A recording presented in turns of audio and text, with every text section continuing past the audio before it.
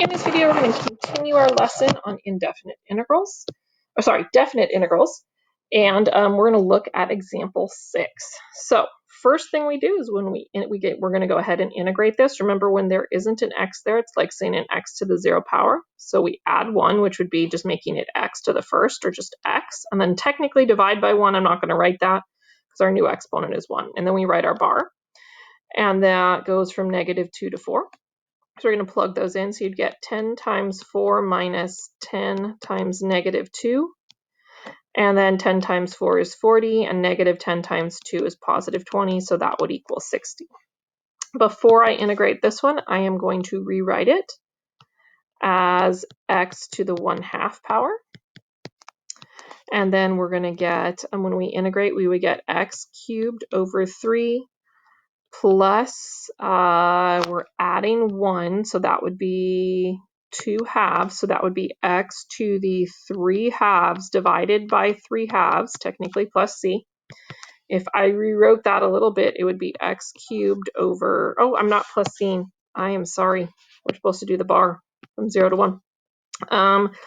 It would be they're over 3, and then we'd want to flip and multiply the reciprocal of the denominator there, and the x to the 2/3 power from 0 to 1. Then I'm going to go ahead and plug in the 1 and the 0, so 1 cubed is 1. The good news is that 1 to the 2/3 power is just 1, so I just get 2/3. And then when I put zeros in, I get 0 on both of them. So 1/3 plus 2/3 is 3/3, or it equals 1. All right, let's see if we can do a couple more here. So looking at C, I'm going to integrate, and I get 2x squared over 2, because remember, we're adding 1 to the exponent. Add 1 to the exponent, x to the 3 over 3, and we're going to go from -1 to 2. So I'm going to just cancel that there. I'm not going to rewrite it. I'm just going to plug in. So 2 squared is 4, minus 2 cubed is 8, minus, and big parentheses. -1 squared would be 1. -1 cubed would be -1 over 3, so that's going to go positive. And then I'm going to show you one of my little shortcuts here. So I do know I'm going to distribute this negative in, so that's going to swap my signs. And then I'm going to combine like terms. So I know 4 minus 1 is 3, and -8/3 and -1/3 would be -9/3, which is 3, which equals 0. So I was able to avoid my fraction work by kind of doing that. So don't go too far too fast. All right, let's take a look at part D here. So I'm going to, again, I have an exponent of 1. I'm going to add 1. So I get 2x squared over 2. The 2's would cancel.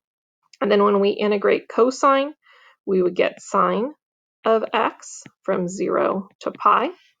So I've got pi squared plus sine of pi minus parentheses 0 squared minus sine of 0. Okay, so we got to go back and look at our unit circle.